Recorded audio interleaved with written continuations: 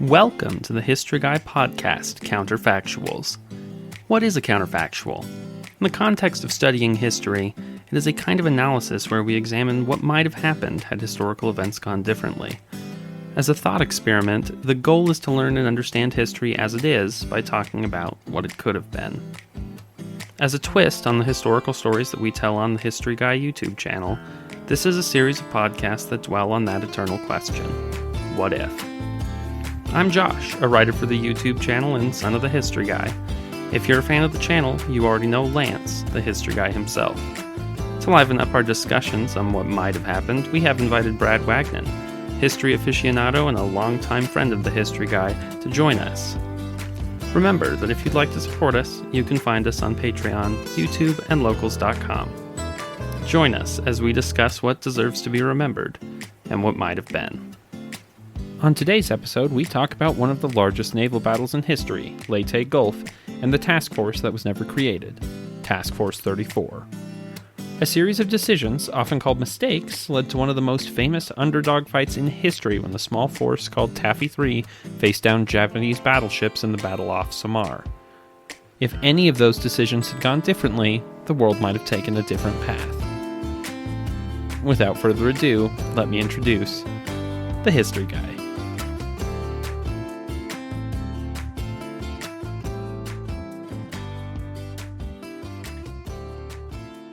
75 years ago today, on October 23rd, 1944, the Gato-class submarines USS Darter and USS Dace discovered a Japanese fleet under the command of Imperial Japanese Navy Vice Admiral Takeo Kurita. Their discovery marked the beginning of one of the largest and most interesting naval battles in all of history. There's so many great stories to tell about the epic Battle of Leyte Gulf, but one of the most interesting is one that's kind of forgotten, that's relegated to the arcane discussion of naval strategists, and that's the story of Task Force 34, or why it is that in one of the greatest naval battles in history, some of the greatest battleships ever built never shot at each other. It is history that deserves to be remembered. In October 1944, the Japanese Navy was a shell of its former self. Most notably, its air arm had been devastated in the June Battle of the Philippine Sea, where 3 fleet carriers had been sunk and over 600 aircraft lost. Japan was more and more forced to deploy pilots with insufficient training, a fact that showed in early October in the devastating Formosa Air Battle, where another 500 planes were lost. On October 20th, the U.S. Sixth Army had begun its invasion of the Philippine island of Leyte. The invasion represented a choice. The original plan in the island-hopping campaign was to take the southern Philippine island of Mindanao, but U.S. air operations had concluded that Japanese defenses in the Philippines were degraded, and so Mindanao had been bypassed. Instead, the decision was made to make an attack in the central Philippines. The invasion of Leyte instead of Mindanao moved up the timeline of the campaign, but the choice would also come to haunt the U.S.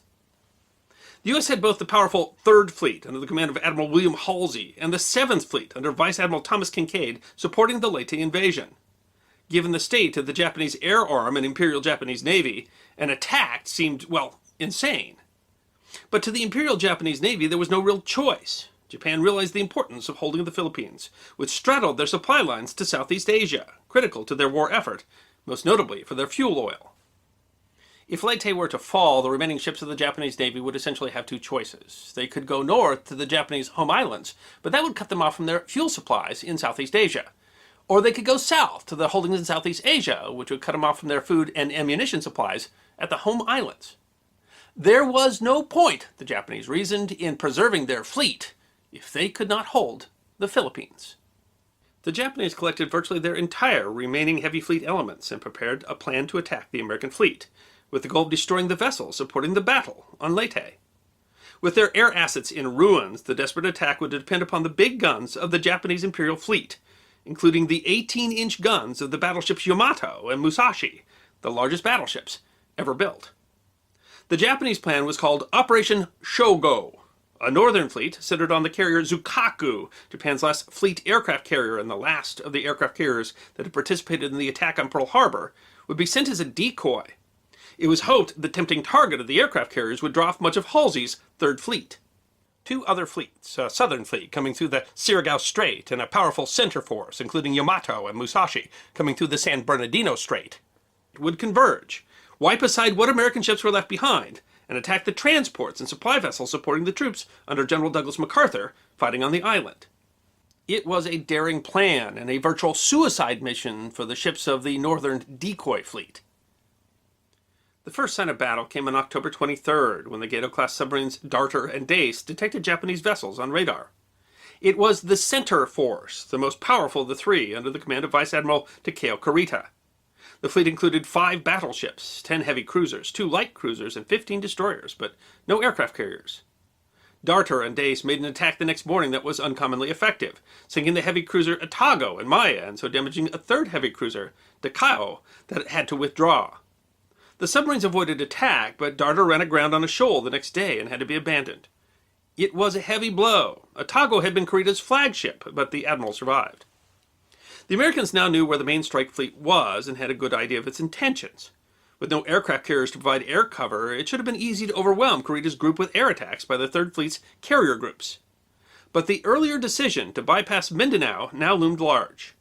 The nearest land base for Allied planes was more than 500 miles from Leyte. That stretched Halsey's air assets in many ways. With no ground base nearby, the planes had to be used for scouting, reducing the numbers available for combat.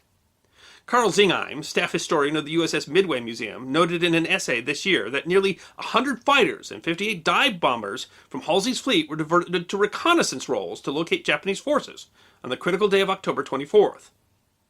Also, because they were responsible for air cover for the invasion, many of Third Fleet's air elements had to be kept near Japanese air bases around Manila, stretching Halsey's air assets along the entire length of the Philippine archipelago. The broad demands were also wearing out his air assets. 2 of his carrier groups had been dispatched to the rear, to the Caroline Islands, more than 800 miles from the Philippines, to rest and rearm. One was called back when Darter made its first report, but the strongest carrier group of the Third Fleet was allowed to continue rearward. By the time Halsey realized the Japanese intention and called them back, they were too far away to impact the battle. The largest naval battle of the Second World War was materializing, with a major Japanese surface force lacking air cover, and some 40% of Halsey's Third Fleet air assets were not available.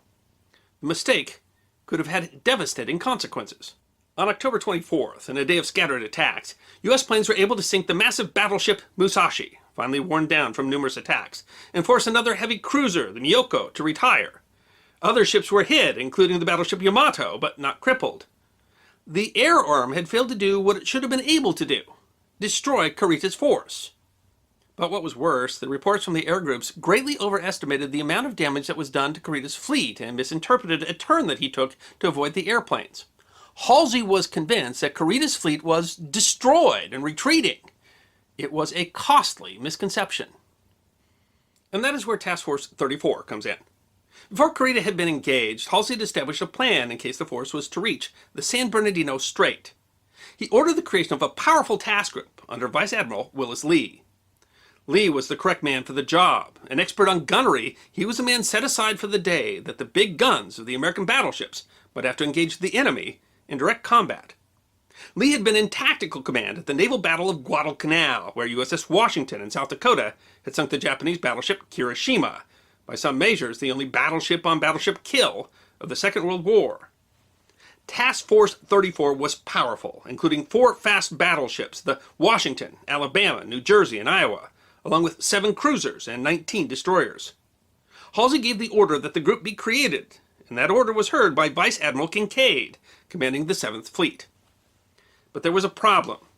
Halsey sent a clarifying order. Task Force 34 was only to be created on his command if he saw a risk in the San Bernardino Strait. Kinkaid's group did not receive the clarification, nor did Halsey's commander, Admiral Chester Nimitz, Commander-in-Chief of the Pacific Ocean areas, who was at Pearl Harbor. Thus, Kinkaid thought that a group had been assigned to defend the San Bernardino Strait, but that group had not, in fact, been created. Kinkaid took his main fleet elements, including 6 older battleships, to set a trap for the southern Japanese force moving through the Surigao Strait. Then Halsey received the word that the northern fleet, the Japanese aircraft carriers, had been discovered. He immediately gave chase. Thinking that Kurita had been defeated, he took his entire fleet with him. He never gave the order to create Task Force 34. The San Bernardino Strait was undefended. Kurita's group was not, as Halsey surmised, crippled or turned back, and Kinkaid had gone south. As darkness was approaching, Admiral Lee, concerned that Kurita might return, sent a message to Halsey recommending that Task Force 34 be activated.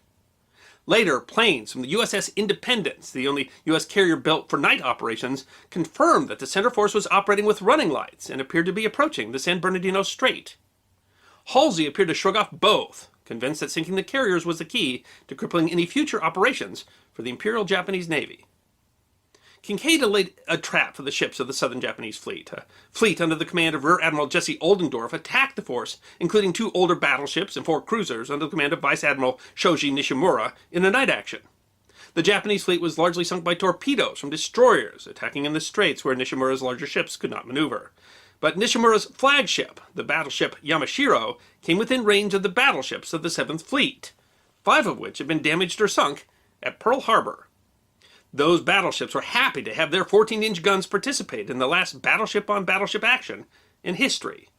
Nishimura's fleet was devastated. But there was a problem. At almost the same time, about 3 a.m., that the Yamashiro was falling under the guns of Oldendorf's battleships, the small fleet supporting the ground forces on Leyte were sighting the masts of Kurita's central force. The IJN's unlikely plan seemed to have worked. Despite their losses, the Leyte invasion fleet was now virtually undefended and at the mercy of a large Japanese fleet that included the largest battleship ever built. As soon as reports about Kurita's fleet came in, Kinkaid started sending messages to Halsey. The first said, "Is Task Force 34 guarding San Bernardino Strait?" The next said, "Urgently need fast battleships at Leyte Gulf, at once."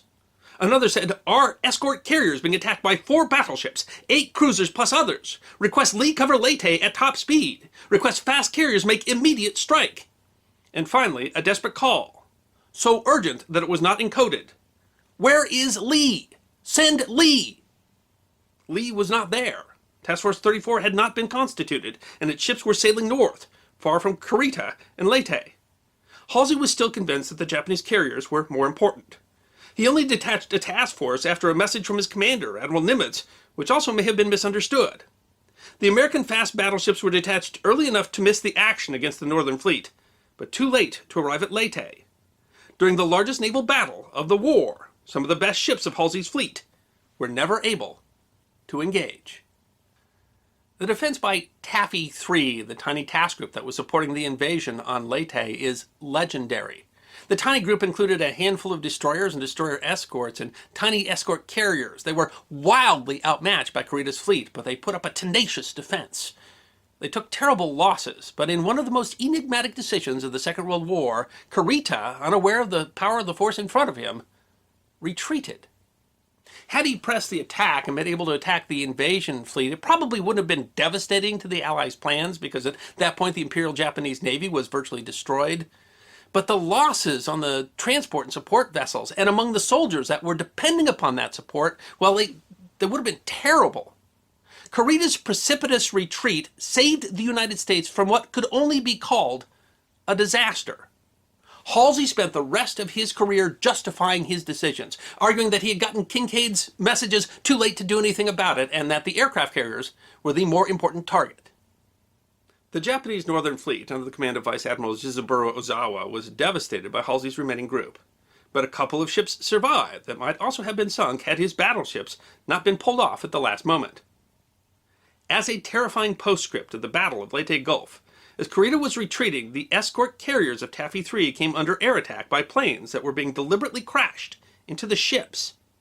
Several ships were damaged, and the Casablanca-class escort carrier St. Lo was sunk.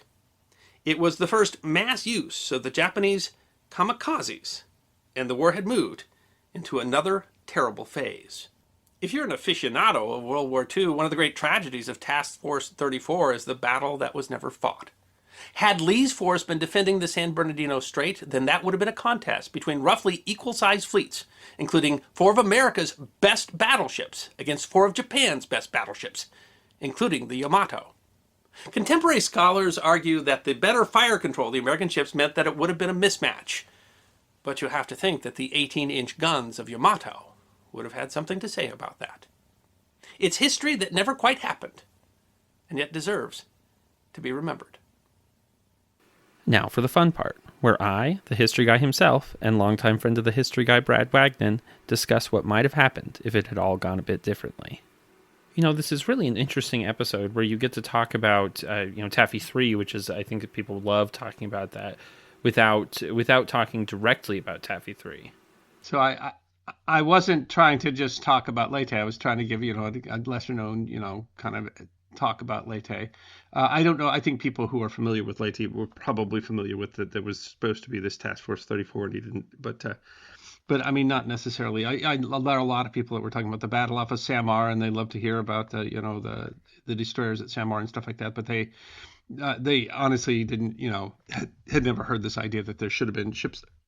But in some ways, it's a straightforward question. I mean, what would the battle? Essentially, the U.S. ends up ending the battle anyway, right? So, I mean, had we had more fleet element there, would it have changed the results? Or is there a chance that the Kurita, who blinked, what would he have done if there had been real battleships there? I mean, so is there really any realistic possibility that the Japanese could have won if we had more fleet there than if we had less fleet there? But that answer is not necessarily straightforward as it sounds. So, I mean, there's a lot of what if, because it was such an interesting plan. Here was a decision made in the heat of battle in the largest naval battle in history, right? How would this decision have affected things? I think it's a great discussion. I think it's a fun thing to talk about. You can get into the weeds about how ships compared and et cetera, or you can go to a broader level. But there's also the question, what if. If the Japanese had won, what would that have meant? If the American victory was more complete in terms of the IJN, what would that have meant? So I agree. I think that this is a very fun start for a counterfactual. I'm really looking forward to this discussion because not so much of the direct question or the direct counterfactual, but all of the ripple effects, which involve some of the most interesting personalities in World War II, and ultimately are going to play a huge role out until even into the 1950s. And that's an interesting spin too. I mean, what does it mean in the long term? Certainly, kind of traditionally, it's seen as a huge mistake on Halsey's part. So, I mean, we can maybe try to address: is it really? Well, I mean, it's a strange question to ask in a battle that essentially was won. Usually the mistakes made on behalf of the loser, I do think a good place to start is talking about how it's when you look at it from from like a kind of 1,000-yard distance, you try to look at what was going on here. It is hard to ignore that it feels like Halsey made a series of decisions that were definitely mistakes. He doesn't create this group. He makes his orders were unclear so that people thought that it was made. When it starts being clear that it was a mistake and people are telling him it's a mistake, he doesn't act on it until it was really too late to do anything about it. All of this stuff kind of comes together, and it's really incredible that despite all of that, it was a victory. Yes. So, I mean, is that the fog of battle and his focus elsewhere, or did Halsey literally think it was a feint, or that the carriers were truly the most important target? I mean, did he strategically say, I didn't do that on purpose because I thought I was doing the right thing, or was it all a mistake, him being distracted and going on? It's, in retrospect, there was nothing in the Northern Fleet that was going to challenge his fleet. I mean, in retrospect, he didn't need the ships of that task force, and they only engaged a very small amount anyway. It ended up not being very much a direct engagement. So I don't know if there's a clear answer to that question. Because Halsey's never quite made it clear. Yeah. Did I err, or was this a very deliberate choice? Well, there's some reasons why you would make it as a deliberate choice, and certainly the Japanese plan was designed to get the Americans on board. It was a good move putting the carriers there because there was reason to believe that the carriers were the important part. There was also maybe some reason to that you could have seen that was the feint. And it does make you wonder. Maybe one of the biggest problems is that he thought that Central Fleet was destroyed, and he seems to have made that assumption, or turned back, or had turned back, that it was defeated at any rate. And I mean, he was wrong about that. And it seems like maybe there was some reason that he should have known that before it was too late to get Task Force 34 or some version of it into a defensive position. And yet, he still ultimately, what was the If we're talking about mistakes, what was left at Leyte was ultimately enough to fight off the Center Fleet. And like, was that because he knew that, or he really truly believed that, or was it just that he didn't think there was going to be an attack there, and so he left his flank unprotected, essentially. The first mistakes is that they're overconfident, and they send the entire carrier group for rearm, and which was, I mean, they were exhausted. There was reasons for that, but I mean the whole thing could have been a disaster if they'd even gotten farther, because they had to turn back. That was McCain's force in order to attack that center fleet. But it's interesting because the Japanese divided their fleet in the face of the enemy, on a plan that all based on the idea that the Americans would not do something stupid like divide their forces in the face of the enemy. And it's an interesting plan on both sides. And it kind of works out differently than you would expect. But I mean, there is some fun discussion. I mean, the Yamato, was built to be the largest battleship in history, and it never got to fight in any sort of true, surface engagement. And so would the Yamato have acquitted itself well against the American fast battleships, which were, smaller, but faster and probably more technologically advanced? They made the 18-inch naval gun just to defeat the American 16-inch naval gun. So that's a fun discussion to begin with. I think a lot of people argue that U.S. fire control might have made the difference. But on the other hand, I think that the other difference there is that the Yamato had been severely damaged. The reason it really didn't engage off of Samar was because its maneuverability was severely limited due to flooding. I don't think Yamato would have been the factor actually in the center force battle. One of the things that I think gets overlooked in this battle a lot is that American air power by this point in the war, especially after the Marianas Turkey shoot, which occurs just a few weeks earlier. The Japanese naval strength, or naval air strength, is almost non-existent, and the ground-based air that's available in the Philippines just really isn't enough. So what ends up happening is Taffy 3 is able to put 75 planes into the air. Taffy 2 lends quite a few planes, and then there's some air assets that are flying out of the Philippines. So one of the things about the fleet, and this is, I think, ultimately one of the questions, and in my opinion, I think it's a pretty good one, and that is, does Kurita turn back just because he's spent an entire half a day trying to dodge torpedo-laden Avengers who are flying in on a fairly regular basis? And ultimately, he is not able to reach the Jeep carriers to the point that he'd like to. Now, not to minimize the fact that yes, one Jeep carrier was sunk directly, and the other was, I think there was another that sunk pretty soon after. Yeah, a lot of the decisions that are being made, I think, with a fuller picture of what's going on. Do the fleet battleships, do the fast battleships, if they're there, especially if they have air cover, or at least some air coming in from the Taffys, which are not that far from the San Bernardino Straits, suddenly you get this situation where it's much like not quite a midway, but another chance for America's naval air to score a resounding hit on what's left of the Japanese fleet. The planes we had there between Taffy 2 and Taffy 3 that were running out of big ship. They were running out of torpedoes. They were running out of abilities to fight those big ships. But of course, I mean, one of the big things there is that Kurita didn't know that. He didn't know that we were perhaps running out of our ability to fight him. No matter what he did there, even if he did push through, there were going to be more planes showing up very shortly. There would have been, other parts of the fleet would have been showing up. I think that ultimately, if Center Fleet did reach the beaches and started attacking, it seems very unlikely that Center Fleet escapes after that.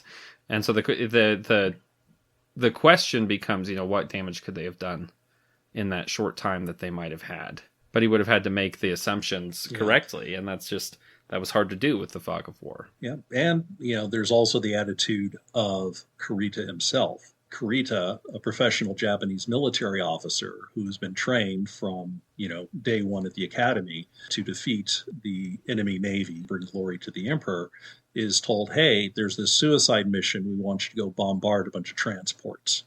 So, there's some conjecture that he was not particularly as, perhaps as motivated he was definitely not at the top of his game and really focused on that mission. I do think that he was dealing with some, I think that he was dealing with some reluctance in regards to this because he also felt that, and he knew that his men were on a suicide run, basically. Well, Japanese naval doctrine at the time was actually preserve the fleet. And that was really the decision that got him to turn back. And of course, the very first thing that happens in this battle is that the swordfish sinks the ship he's on. They fish him out of the water, and his flagship is. That's really the first shots of the battle. Halsey did good damage, right? I mean, you can't say he didn't hurt that center fleet. So. Oh yeah, there's a reason they thought it turned. Oh, they sank the Musashi for heaven's sakes. So I mean, there's kind of these two scenarios. One is that Kurita is entirely dependent upon the whole idea that they've drawn the American fleet away. He thought he was perceiving the ships that he was seeing as being bigger ships than they were. That he comes and he sees the Task Force 34 there, and he says, no, this didn't work. I'm leaving. And there's no battle. But a second one is to say Lee gets there because these fleets are actually fairly comparable in size and displacement and their broadside ability and et cetera. The other one is that Lee gets there and says, holy cow, this is a much bigger fleet than I expected. I'm going to pull back and wait for the air cover to come in, which is actually at this point hours away.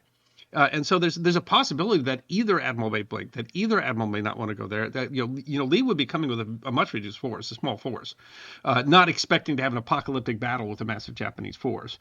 And both of them were presumably thinking in terms of I don't want all my ships to be sunk. I mean that was that's a difficult thing. That's one of the things that MacArthur always griped about is that these Navy guys hate to lose their ships. He says why do we build them if we're not going to throw them at the enemy? That was easy for you to say, Doug. You weren't on the thing, but I don't know how well Doug could swim, but he seemed to think ships were more disposable. So, I mean, either of those are interesting arguments, and it's really difficult to say because Kurita did not behave kind of like he was expected off of Samar. And so then there's the other argument, which is to say that if it had been a real, sink your teeth into it battle, that maybe Kurita wouldn't have ever left, but he would have gone in for that suicide run, in which case it could have been an extremely bloody battle. I mean, there was a lot of a powerful Japanese fleet there. So even if you want to say that Americans had better fire control at that point, or that our battleships were outclassing, or that the Yamato was damaged, certainly there was going to be a whole lot of damage. And one of the things about the brave, crazy defense of Taffy 3 is that the losses are relatively small because there really wasn't that much there to lose. What happens if we actually have that apocalyptic battleship, engagement? It's hard to imagine that the U.S. wouldn't have lost at least one battleship, which otherwise we didn't throughout the war, right? But if the battle, I mean, is Kurita, presumably. He would be even more scared if you had what was there with the task force and which was what was coming with Task Force 34, and would be more likely to run away. But is there a possibility of a reverse? So I don't know. What do you think? Who would have blinked, or would it have been a giant scrum on two very evenly matched fleets? Yeah, just initially, I would say that with Center Force essentially coming through the San Bernardino Straits, as we saw the Southern Force. Basically, they came out of the Straits and they already had they were fighting with their T crossed. Mm-hmm. So I think that it's a fair assumption to assume that if the fast battleships had been there, or if they arrive before the Japanese fleet gets to the Strait, that you probably have a repeat, and it goes down in history as the battleship still has a role even in a carrier age. So there's that possibility. Now, if the fast battleships get there later and actually cut off Kurita's perceived direction of retreat, at that point, then we have a wild counterfactual. Where does Kurita go? Does he turn around immediately and try to take it to the fast battleships that are coming in as a relief force, or does he turn south, face another Taffy unit, and try to make his escape through the Sagara? The Japanese make this action because they thought this was the best that was left for the whole Japanese surface fleet. And I think they knew that nothing significant was going to come out of it surviving, because that's what we see with all of those scenarios. Essentially, is it seems unlikely that any of Center Fleet is able to escape. They might be able to do more damage, and that's the question. Where do they do that damage? Who do they do that damage to? And what does that how does that have an impact later? It's very difficult to imagine that they defeat the U.S. surface fleet here. And partially that's because, they lost the whole southern fleet and the center fleet was pretty beat up even by the time it, got into any of the possible battles that we're talking about here. I think that if you look at even on the outside of the possible, scenarios here, we're still talking entire Japanese fleet lost. Because it's a fair question just to start with. Was there ever any chance that the Japanese plan would succeed? Because presumably, even if Taffy 3 hadn't put up the defense that it did, and even if Kurita was able to run rampant and sink the aircraft were going to show up and sink him eventually, right? He didn't have a real escape. So that is a fair place to start. And so then it's fair when you ask about Task Force 34 to say, given what happened, essentially, America wins the battle, but Kurita is able to retreat with still substantial force. If Kurita's force is entirely eliminated, and probably less damage to the northern fleet if you're making that trade, but and the southern fleet is essentially destroyed down at Surigao Strait, then what does essentially the removal of the Imperial Japanese Navy as a meaningful surface force mean for the rest of the war? Yeah. Because at least as a fleet in being, at least they're offering risk through the rest of the war. It's largely shifted to the kamikaze. But how does the war proceed differently if essentially the Imperial Japanese Navy is just utterly defeated and all of the ships of the Central Force are destroyed, and they only have just a few relics left over? How different is the war from there on? Yeah, one potential disruption there, one possible outcome there, is one of Halsey's later actions, his attack on the inland sea and the naval base at Kure. Mm-hmm. Hopefully, I'm pronouncing that correctly. I'm sure that many will tell me I'm not, but that's that's my best guess at it. One of the reasons that Halsey gave his justification for that was that with the end of the war in Europe becoming fairly close, and it was fairly obvious how this was going to end up, the Soviets were being enticed to join the war with the Allies against the Japanese. And at that point, Stalin actually had designs on the northernmost home island of Hokkaido. Had there been a functional Japanese fleet, perhaps that would have been a further risk to Russian forces entering the war against Japan on the side of the Allies. So that's an interesting take. That if the U.S. had destroyed the IJN at Leyte, then maybe the Soviets would not have been shy to enter the war, because they were essentially slow to enter the war because they wanted to gather forces. That's an interesting potential take. And does that mean that because the Soviets still haven't given back the two northernmost small islands that they would Sakhalin and the Kuriles. Would they have ever given anything back? That's an interesting question too, because then you're talking about changing well into the Cold War, and I'm sure from there we can find a connection to Bigfoot somehow. But, once you get that far up north, clearly. And as far as I know, there's not a Philippine version. Well, I guess there are some orang panda and stuff down. There is some of that, right? In Southeast Asia, kind of vaguely Bigfooty. But I don't know how Bigfoot was really going to get involved in a naval battle. That would have been a difficult thing to say. Maybe the mermaids were going to catch the dead people or something. But that's an interesting take. In the farthest end, let's say that is it possible, because Task Force 34 was relatively evenly matched with the Japanese force, let's say the Japanese force gets a strategic advantage fairly early on, which can be. Two evenly matched fleets can go differently. Is there a chance that he can, by getting Halsey to split his force in the face of the enemy, is there a chance that they can kind of destroy the American fleet in detail? Is there a chance that they could have taken out then the older carriers that were down at Surigao and done enough damage to the American fleet to significantly reduce the American progress through the Pacific. Is there any chance really that this is going to shift the war in Japanese favor down there? And is it possible? I mean, we tend to think in terms of, oh, if we'd had more force there, we would have been able to defeat Kurita. But is it possible that really what could have happened is it would have given Kurita a chance to destroy America's forces in detail because they were split?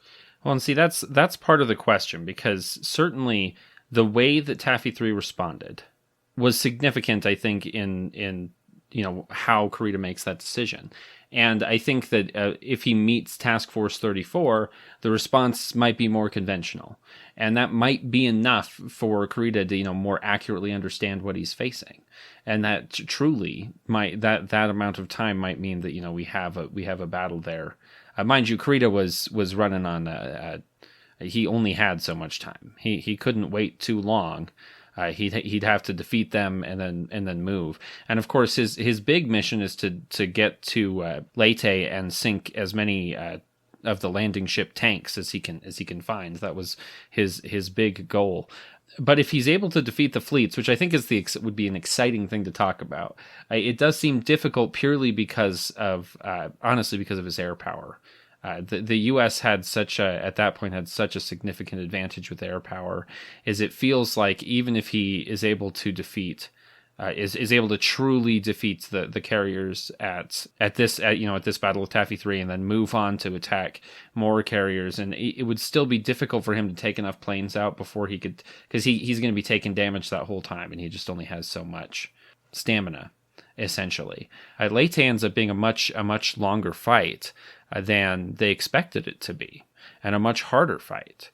And part of it was because of the lack of availability of those landing ships, which delayed D-Day as well, and the need to have those. And so if he's able to sink them, I was looking into just how many he'd be able to sink, and it looked like his best opportunity, there were about 23 of those LSTs and 28 Liberty ships in Leyte Gulf at that time. So if he gets through Taffy 3 and can get there, there is some possibility that they would have had some warning, and so some of them escape. But he essentially would have been able to destroy about a month's worth of landing ship tanks that we could have built. That's how long it would have taken us to replace them, and only about 2 weeks worth of Liberty ships. And so when I was looking at that, I'm thinking it really shows you how the production of the United States at that point was just a behemoth weighing against Japan. That we're talking that this was what the Japanese thought they could best do, that this was their best chance of getting something out of their surface fleet, and they're hoping to maybe slow the United States down in terms of production by a month.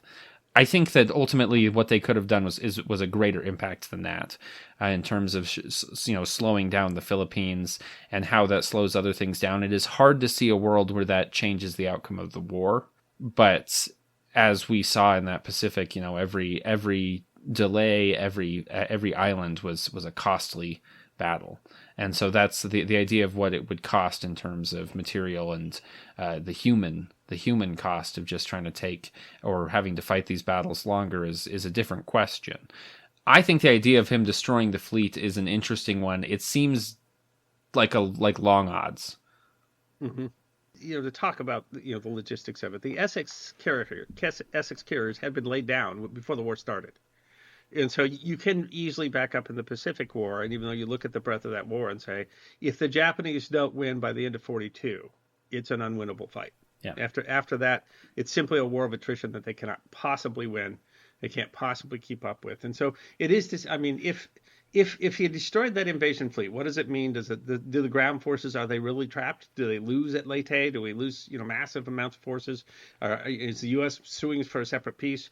The bottom line is we're producing so much so quickly at that point that probably none of that is true. Probably They hold out. They maybe don't advance, but they hold out, and enough and Kurita is going to be destroyed eventually when the airplanes arrive. Yeah. And then we'll restock that fleet in a couple of weeks. And that's probably what would have happened. So I mean, you can look at Leyte and this massive battle and the largest battle, and it's fairly easy as a counterfactual simply to say the war is already lost. This is an act of desperation by the Japanese. You can see it by the nature of the plan that it's an act of desperation by the Japanese. As a matter of fact, before that, the Battle of the Philippine Sea was an act of desperation. And so, what does Leyte matter? I mean, if you look at it and say, though, what if Leyte had mattered? Then that at least gives you some other interesting questions. So I think you get to a good point there. I think that the feeling that everybody had is that really there was only so much they were ever going to accomplish in the Battle of Leyte Gulf. That even if it accomplished to their wildest dreams, their biggest hopes, there's only so much it was going to accomplish. And Brad was getting to that previously, essentially saying, does Korea even believe in this plan? Yeah. Especially since Yamato's dead and that sort of thing. I don't know. I mean, if the U.S., despite the losses, the personnel losses and et cetera, the material losses of World War II with the U.S. in the Pacific were much less than we imagined they could be. Yeah. In all of these battles, the Japanese are taking much more severe losses than we are. If we really get our noses bloodied, this isn't the Saratoga or the Lexington. If we send Task Force 34 and it gets brutalized, we really take it on the nose and we lose battleships, and then we have a major setback and ground invasion. Is there a chance that the U.S. blinks? Is there a chance that with the era of invincibility broken, that despite our production advantages, that we start to see a shift in American public opinion and a possibility of some sort of negotiated settlement that then gets to a different post-war Japan? Well, and that's an interesting question, right? Because it's less in that case about whether we could win it, and a question of whether the cost was something that could be borne, especially by the public. And certainly at that point, we went back to the Philippines because MacArthur argues that we had a responsibility to go back to the Philippines. That was somewhere we were supposed to protect. It's somewhere we abandoned, but you can see a world where you wonder, why are we throwing American lives away for the Philippines? Mm-hmm. Well, and in the end, when you look at how bloody the battles were in the Philippines, we're throwing Philippine lives away too. Oh yeah, absolutely. Having to take that by fighting all the way up the peninsula. So is there in the wildest end, is there a chance that Leyte causes the United States to negotiate a settlement that leaves the Philippines with Japan, takes Japan maybe out of Southeast Asia and comes to a peace treaty with Japan? And does that say lies? Or alternatively, could Leyte have resulted in a defeat so significant for the Imperial Japanese Navy, literally taking them out of the war, that the Japanese don't fight to the death, that they don't surrender, and we never have to use the atomic bomb? I mean, is that much on the line at Leyte, or is Leyte just, at this point, the war's already, you're into the end game of the chess match and they're just throwing their pieces away? I think that one of the questions definitely leads into some potential counterfactual discussion. Does the United States sue for our approach Japan and say, hey, this meat grinder has to stop? The answer is definitely no. I just don't. I don't see the American tone at the time. You can see it in popular entertainment during that era. There's this wonderful movie that comes out, I think, in 1943, where the picture of the Japanese pilot dive bombing Americans with a grin on his face, and the Remember Pearl Harbor was so fresh in people's minds that no one was I think really seriously going to talk peace. Now, if Task Force 34 is there, and then if the Yamato and the other ships of Kurita's force steam over the horizon, see at extreme range they've got a potential shot, and suddenly they put 2 shells into the magazine of the New Jersey or one of the other fast battleships, and suddenly, the tables are turned. The Japanese fleet comes through, never threatens the ships at Leyte Gulf, but gives the American Navy a bloody nose. At that point, what happens to some of the players who are so important going forward in the struggle for the Pacific? Is this a situation in which Halsey is relieved of command for throwing his fast battleships without sufficient support? There's a possibility. Now the next question is, who replaces him?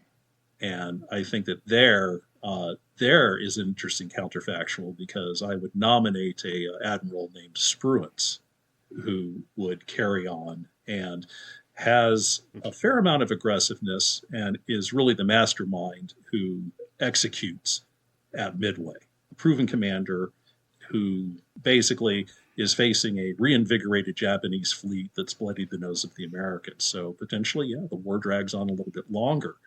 Also, laying down a battleship keel, yeah, you can turn out a Liberty ship. I think that the record was 1 week to lay the first bit of the keel all the way to completion. But a battleship, that's a little that's a little more involved. That costs quite a bit more. And if you give the American Naval Command at that point pause, are they quite as aggressive on that island hopping campaign? Or do they decide, no, we're not going to leave any enemy behind us? So perhaps you could have seen a shift in tactics and perhaps a caution on the part of the Americans that they did not have after essentially, Center Force is more than half wiped out, and the Southern Force as well as the Northern Force take heinous casualties. I think that's the only real thing to talk about. Could the Japanese have won? And first of all, I'm with you there. Actually, we had our nose bloodied plenty down at Iron Bottom Sound. We had taken plenty of losses in the Pacific, and all it did was meant that we were ticked off more. So I honestly don't think that a defeat of Task Force 34 would have changed American attitude towards the war. In terms of battleships too, we had what, 3 of the Montana class were laid that we ended up not completing, and the Montana class, they call them super heavy cruisers, but I mean those would have been our versions of the Yamato. That would have been bigger than the past battleships.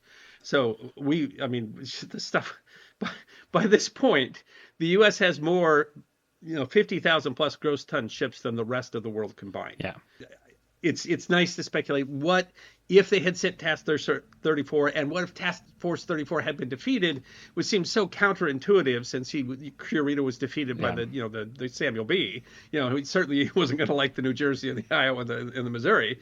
But if Center Force had been defeated, would that have changed the American attitude, or would our fleets were so big at that point, and the Japanese fleet and their ability to replace that fleet was so small?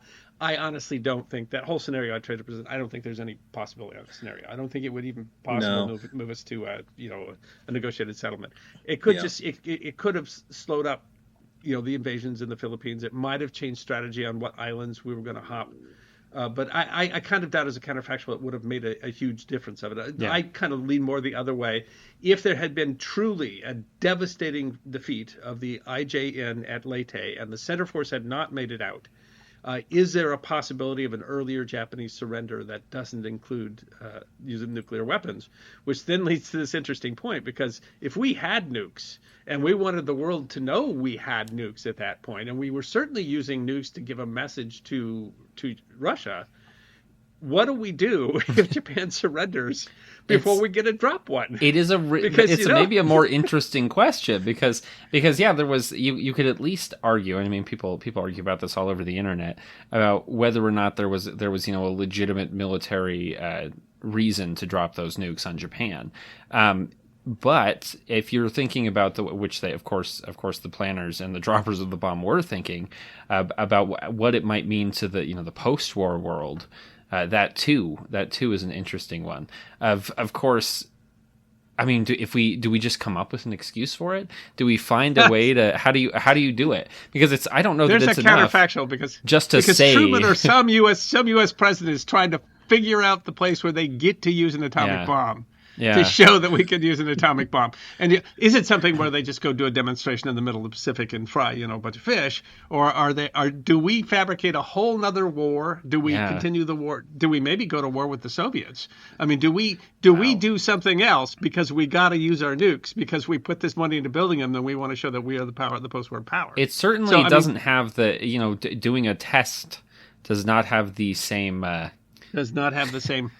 So if the Japanese lose at Leyte and the Japanese surrender earlier, does that give a possibility that the United States, less wounded by the way, putting together these million-man forces for the invasion of Japan, that the U.S. does decide to do what Patton wanted to do and continue the war in Europe against the Soviets? And darn it, no more commies in the world because we win the Battle of Kursk this time. It's hard to imagine that dropping. I mean, it would have been a difficult fight. The fact that we were simply tired after fighting a long war is that it's hard to then imagine fighting another big war. But but a big nuclear war. And a war where we're the have only nuclear ones. bombs, and we're the only one that have them. We had 3 or whatever. I mean, we kind of misrepresent that, but I mean, the B-29s were finally working the kinks out of those. Yeah. We were in a position. I mean, already there's this position where there had to have been some thinking in the American in the American government of, we know this is going to continue. We know that Stalin is really an enemy. There had to be some thinking about that already. And certainly there was thinking in terms of dropping the atomic bombs and trying to keep Stalin from taking Korea and moving, into the Far East. So is an earlier Japanese surrender, does that make a West or U.S.-Soviet war more likely? And what would that war look like, especially since we had nuclear weapons and we were not only able to use them, we were rarer. The Soviets do seize some stuff in the Far East, and it makes you wonder if we use that. If the Soviets decide we're still going to try to seize some stuff because we want, and we see this opportunity, do we use that as a, we're going to show off with a nuke? And I mean, even if you're not talking, blow up Moscow, you don't have to blow up Moscow to make a pretty dang big statement to say, drop an atomic bomb on Vladivostok. Okay, the Soviets are going to get the message. But does that just mean, does that engender even more hatred between the two countries come the Cold War? Because suddenly that's presumably yes. If we had nuked the Soviets, they would be more mad at us, and I think we could assert that. But we've also seen. I mean, the Soviets are willing to lose whole army groups, millions of people, and they're just like, we'll just keep going. So I mean, would the nukes necessarily have won the war? Or would the world have sunk into another 10 years of war that eventually the other side would get atomic weapons? And there you get the scenario can get a lot broader from there. I do want to mention something Brad mentioned, because I think it was a really interesting point to say that Halsey got so much criticism for not sending Task Force 34. It's interesting to say, what if he had, and it had gotten mauled, and would he actually, could he have, because he wasn't relieved. They kept him going. Would he have been relieved had he sent one? Everybody says it's a great blunder had he done that, and it just didn't turn out. So to an extent, the coach is a hero if they catch the ball, and he's the GOAT if they don't. I mean, that's it how does it seem like either way. I mean, unless he just literally doesn't take the bait and go for the Northern Fleet at all, or sends something like a token force up there. Which changes the. I mean, if the whole fleet had stayed there, obviously the center fleet doesn't stand a chance, right? But we're talking, could the center fleet have defeated some tiny portion of it, as opposed to if he does leave 34 there and he has significant loss, it becomes politically you don't get the heroics of Taffy 3 as a story you can tell. You get a costly battle where many people died, where we lost important ships. I mean, that's a lot harder to spin, right? And so maybe that he gets kicked out, because ultimately he gets to stay because Taffy 3 saved his butt. That's absolutely. Yeah, it would have been a different story if they had destroyed Taffy 3, had gone in, had sunk all the landing ship tanks, had done serious damage to the beach, on the beaches to where we were trying to invade Leyte there. Suddenly that makes his mistake look really, really bad. But I think you're right, that I think that he might have had a harder time keeping his seat if. As it turned out, might have been the best for Halsey, even with them yelling, "Where's Lee?" So, and if you want the most fun from a war gamer perspective, that is that we keep the entire fleet together, that we haven't sent the Southern Force down to the Strait, so that both the Japanese Center Force and the Japanese Southern Force come up, and you've got all the old Pearl Harbor battleships, all the fast battleships, all the Japanese battleships, pretty much everything they got, and then what would that huge scrum have looked like? So it would also be fun to see the California and the West Virginia slugging it out with the Yamato, and would we have gotten revenge for Pearl Harbor? So I mean, did it really turn out the best it possibly could have turned out for the Americans, or could it have turned out better for the Americans? That's an interesting question, because this might have been the outcome as it might have been the one that leaves Halsey in the best position. And if it doesn't, then we're talking changes of leadership, and what would a change of leadership Which be? could be, I mean, those can be troubling. That's going to be the segue that I'm going to grasp at desperately. There's another personality who has been strangely absent from this conversation, and that would be a certain General Douglas MacArthur. MacArthur, in our alternate future, loses a good number of landing craft and supplies, And his reconquering of the Philippines turns into a bloody slugfest that the American public maybe begins to say, hey, this MacArthur guy, even though he's been presented to us as a near messianic figure, maybe he actually doesn't know what he's doing. This brings in some really wonderful, I think, counterfactuals. Obviously, MacArthur, who in my preparation for this one, I have discovered that MacArthur was a very, very egotistical individual. He has moments of utter brilliance and moments of being an utter twit. Now, one of those moments of brilliance is if MacArthur, say, runs into the point where he loses a lot of his popular support, is he appointed as essentially the military governor of Japan after the war, a role for which he was uniquely, I think, suited. And probably the most brilliant moment of his career is when he's able to, to basically help modernize, demilitarize, and bring Japan into the sphere of Western nations with with democratic institutions. Then you also have to look at the opposite side of the coin. What if MacArthur is not in charge in 1950 when the North Koreans jump the 38th parallel? Yeah. Because for the first few days, MacArthur is telling President Truman that, oh no, this is just a border clash. This is not a full-scale invasion by the North, when in fact it was. And then to add the next brilliant move, the landings at Incheon, definitely classic MacArthur, who has learned that, hey, assaulting the enemy where he doesn't think he can, if it's executed correctly, works really, really well. And then you have the twit moment when he decides that the Chinese are never going to come over the Yalu River. I can just, rocket up the peninsula. Yeah. So I think that this is one of those that, potentially one of the side effects of Task Group 34, perhaps, not being there, and MacArthur not being Johnny on the spot in the rebuilding of Japan, and the critical mistakes and brilliant maneuvers he makes in the Korean War, that we get a much different outcome of history. The other personality, which is harder to see, but Nimitz also, who becomes the next chief of naval operations, if there's a significant loss, those two, Nimitz and MacArthur are responsible for the Pacific. Yeah. Is there a chance that they're replaced? And what happens to the fleet would be different if Nimitz had not become chief of naval operations.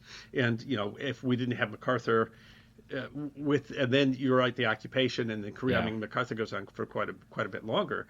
So this was touching on some very large personalities that were in charge. And I don't know, maybe on the other side, which I know less, I really don't know how to talk about this.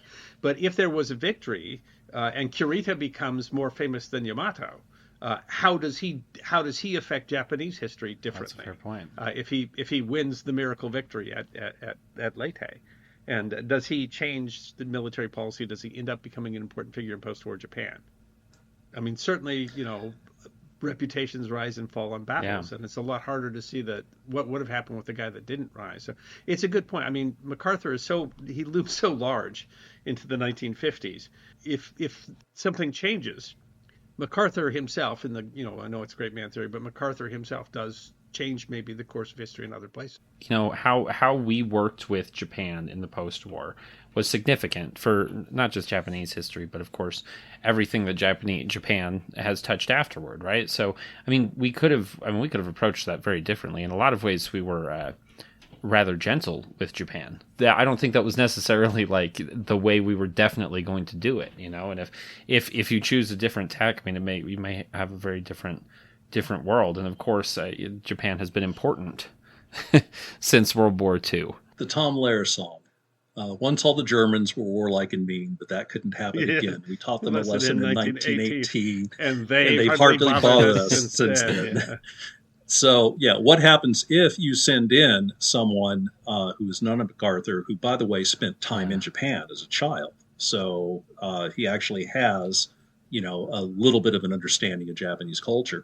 What if you send in someone who is the bull in the china shop? You end up getting more of a Treaty of Versailles type with reparations and basically poor policy that's designed to punish, versus someone who comes in and says, look, yes, you were the bad guys, but now, hey, it's much more profitable, and it's going to be a much better life for you if you trade with us and try to begin to adopt some of the modernity, some of the Western ideals, and we'll be good friends if we can do that, if we can come to that agreement.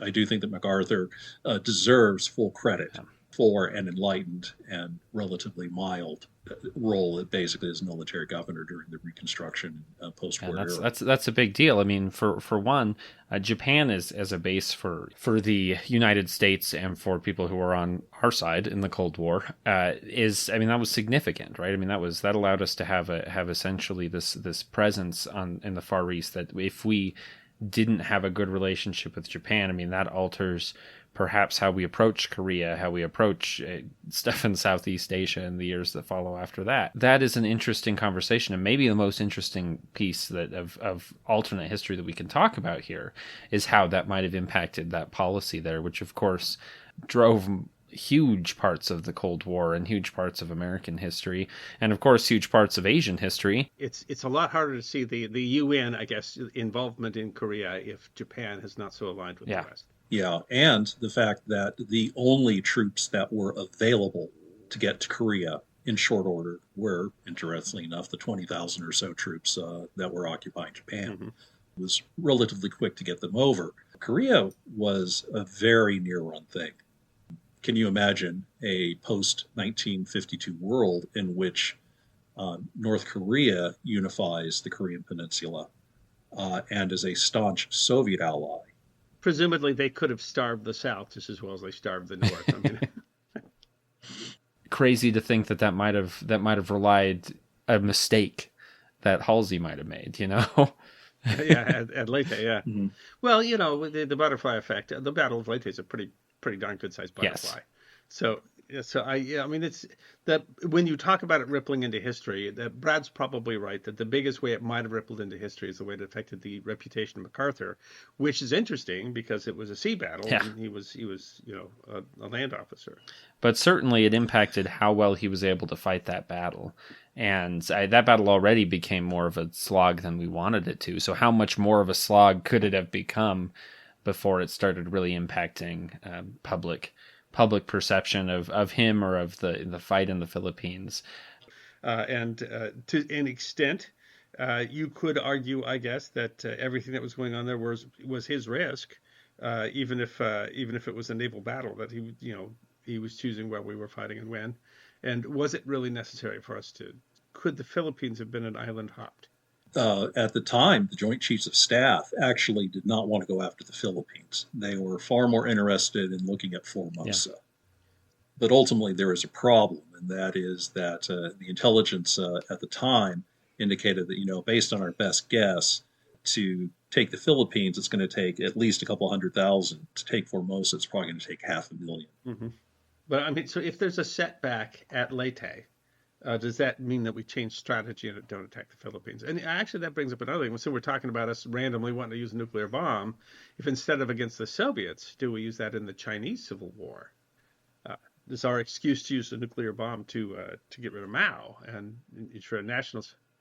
So if we end up having nuclear bombs and no reason to drop them on the Japanese, and we're just looking for who we're going to nuke in order to prove that we can, China is a possibility. The Chinese Civil War is a possibility. How different is it if Mao never takes China? If instead we nuke Mao at some point? Or, I mean, even if it's as simple as, okay, we decide, hey, this Philippines thing is just too much. We're just going to bypass. We're going to go for Formosa. Part of the Joint Chiefs plan involved getting China far more actively involved in the war.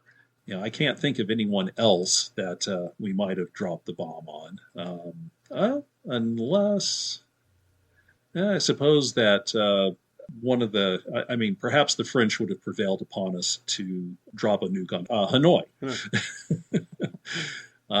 to deal with the little dust up they were having there.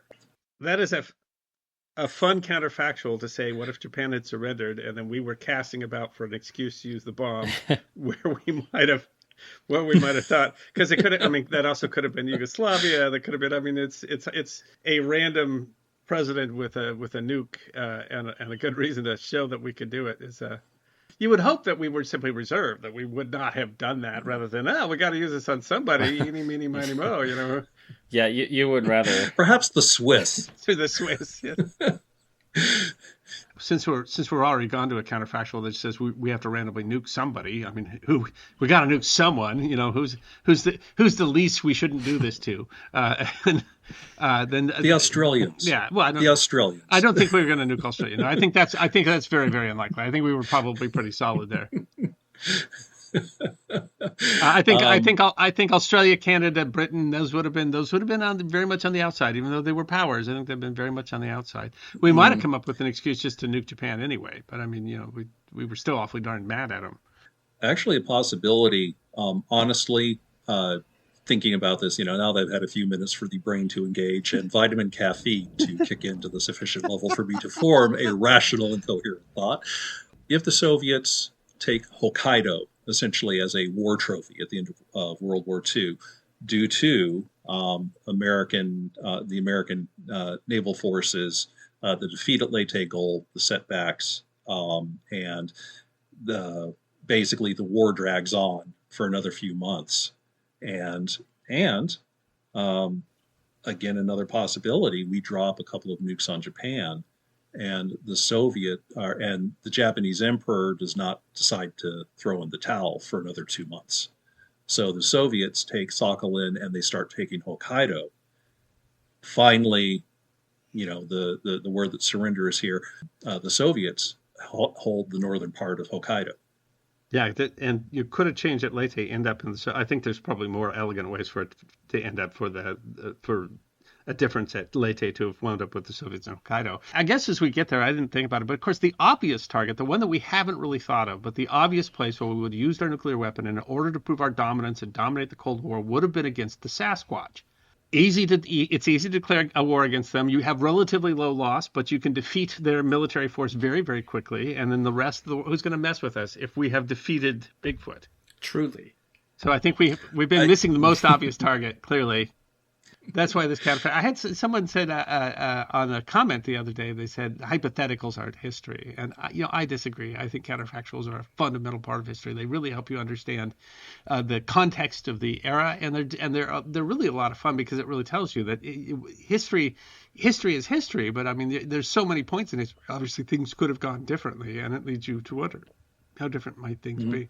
I think that what we need to do here is, take a real world example for that commentator, and that is, what do people who study history do when they're sitting around a campfire, have an adult beverage in hand? They argue over who the best general of the Second World War was. Pretty close to this, right? They might, but quite a few of those arguments are going to start out, what if? What if, yeah. Thank you for listening to this episode of the History Guy podcast. We hope you enjoyed this episode of Counterfactual History, and if you did, you can find lots more history if you follow The History Guy on YouTube. You can also find us at thehistoryguy.com, Facebook, Patreon, and Locals. If you want to hear more counterfactuals, stay tuned. We release podcasts every 2 weeks.